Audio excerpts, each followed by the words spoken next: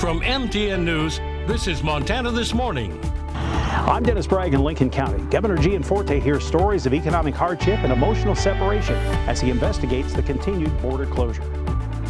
I'm Jonathan Amberian in Helena. A state commission is weighing in on how hundreds of millions of dollars in COVID relief money should be used for water and sewer projects. Just ahead of 6:30 on this Friday. Chet Lehman, Matt Elwell with you here. Not a bad morning out there all in all. Sounds like the weekend's going to be 2 days, completely different. Two different forecasts for us. Well, I mean, the forecast is all, you know. I know what you meant, yeah. It's Friday, people. And Chet, it's the last Friday in August. Yeah. Thank you for pointing that out. No, well, you did it first. But, well, maybe. It doesn't matter. 40s and 50s across the area. Look at that, 52 degrees in West Yellowstone this morning. It's a pretty warm morning. Do have some clouds out there. Afternoon could bring some showers and thunderstorms. We have a cold front sweeping through the area that's going to bring some sweeping changes to our air quality, I think. Right now it looks like the haze is still in place. Temperatures near 70 for the afternoon with some afternoon thunder showers. It does look like these temperatures will cool down for Saturday, warm up on Sunday. We'll talk about that out on the weather patio in just a few minutes. All right, thank you, Matt. It is now 6:30. Montana Governor Greg Gianforte determined to see the U.S. reopen its border with Canada after hearing of economic hardships and emotional separation. MTN's Dennis Bragg was with the governor in Lincoln County for a heartfelt discussion with a community fractured by COVID precautions. It's been a long 18 months since COVID closed the border to normal traffic. And while Canada is once again allowing Americans to cross with extensive requirements, only essential travel is coming south. And Eureka residents tell Governor Gianforte they're missing the essential cross-border culture, so central to life in the Tobacco Valley. A lot of them become my friends. They're good people. They're not Canadians. They're people who become part of our community. I'm not really sure what the reason is. I don't know that we're stopping some great influx of COVID. I think the southern border is open, right? I don't think that we have the mass infections along the border down there. So what's the rationale for having this border shut? While Eureka is busy, businesses say it's not what they would normally expect at the end of August, with some seeing a 40% or more drop in revenue, especially with events like the Libby Car Show being much smaller this month. And with 150 cars comes 300 to 400 people. So filling up the restaurants, filling up and they hit Eureka on their way down, they hit Eureka on their way back up. So it's a huge impact. Families told the governor how they haven't seen Canadian relatives in all this time, missing life events and love. It's probably the hardest thing besides losing my father for everyone. To have a line drawn down through the middle of your family. Yeah. Well, we heard tragic stories today of husband and wife split across the border, grandchildren that hadn't seen their grandpa in over 18 months. And I have a really clear message. Joe Biden opened this gate. We need to get families back together, communities back together, and we want to see our Canadian friends. And while the Canadian opening on August 9th has helped somewhat, the businesses here tell me they're still struggling, especially because this relief is coming so late in the year. Not only is this tragic for the families that are split across the border, but economically it's devastating. And Canadians that have homes down here are now starting to put them on the market and sell them because they can't get down to enjoy Montana. The governor promised to help provide better access to the COVID rapid test that can help Montanans meet a requirement for border crossing. I'll continue to keep pressure on the U.S. side to make that happen. And your stories are going to help me do that. There's no reason why this border crossing is closed. It's time to open it up. It can be done safely, and it needs to be done now. In Eureka, Dennis Bragg, MTN News. 6:33 now, a state panel discussing infrastructure spending. The talks include what water and sewer projects to fund. MTN's Jonathan Amberian has the story. A state commission has endorsed dozens of water and sewer projects across Montana, recommending them to receive a share of hundreds of millions of dollars from the federal American Rescue Plan Act. On Thursday, the Infrastructure Advisory Committee voted to recommend $125 million in competitive grants for these projects, and to limit each of those grants to $2 million. That would provide at least partial funding for more than 70 projects. However, Governor Greg Gianforte will have the final say on whether to adopt those recommendations. Montana lawmakers identified water and sewer projects as one of the main priorities they wanted to use ARPA money on. Cities, counties, and other local agencies submitted hundreds of requests for some of that funding, seeking about $900 million in total. That's far more than was available. And the fact that over 300 applications come in very short order, and the vast majority of those are eligible for funding, I think tells us a huge story about the state of our infrastructure in Montana.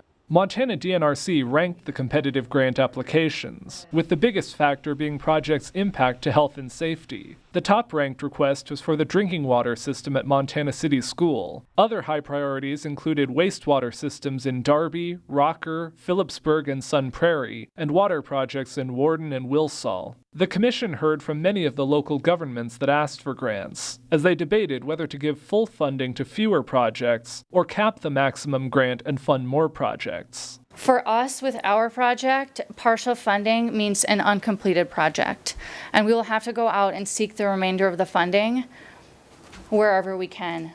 I think to be fair and equitable to the whole state, that awarding strictly on the amount of the raking and the amount that they have would do a disservice to our whole state as a whole.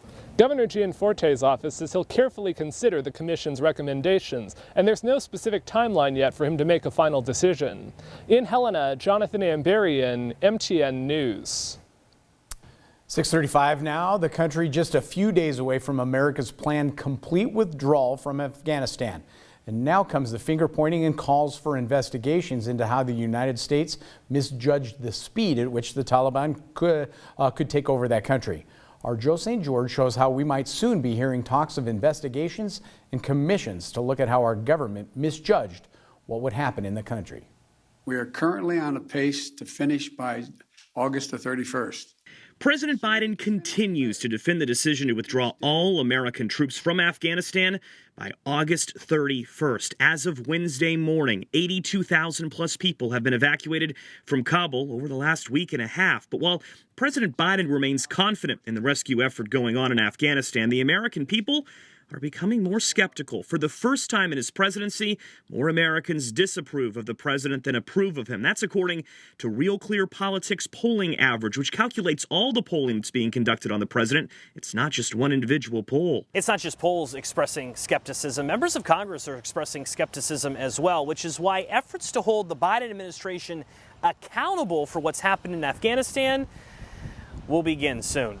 We view this, as I said during the hearing, as the beginning of vigorous oversight of what went wrong in our departure from Afghanistan. That was Democratic Congressman Adam Schiff, a Biden ally who leads the House Intelligence Committee earlier this week. Meanwhile, Chairman Gregory Meeks, another Democrat who leads the House Foreign Affairs Committee, has already said he wants the Secretary of Defense Lloyd Austin and Secretary of State Antony Blinken to testify soon in a public hearing. It is imperative that the administration provide the American people and Congress transparency about its Afghanistan strategy, he wrote in a letter.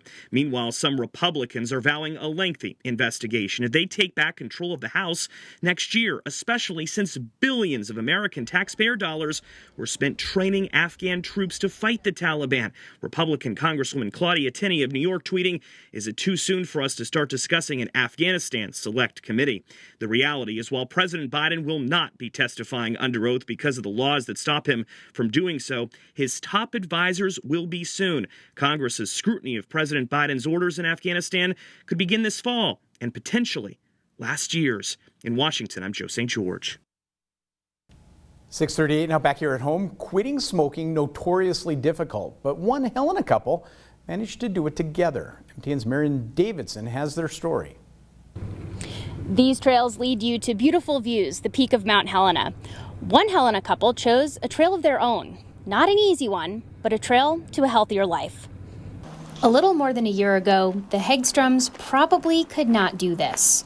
It used to be where we'd get to the first trail here, and then we'd have to stop. We'd sit down, smoke a cigarette, and then usually turn around, pitiful.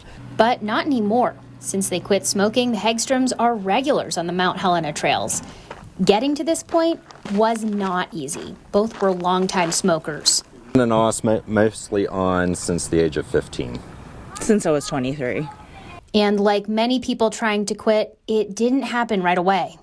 We know that most people who smoke want to quit smoking, but unfortunately only about 2 to 5% of people per year are able to quit smoking, despite 40 to 50% of people trying to quit. After trying to quit 3 or 4 times each, the Hagstroms found the Freedom from Tobacco program at St. Peter's Health. And this time, it's stuck.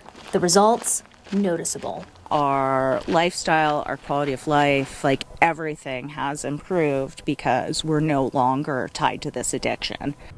The Hagstroms quit smoking in August of last year, and since then they've been working to help friends become non-smokers too. Doctors say it's hard, but the work is worth it. Well, first I'll jump for joy and say thank you. I'm so excited. You're doing the most important thing you can do for your health. It's possibly a life-changing step. For proof, look no further than the Hagstroms.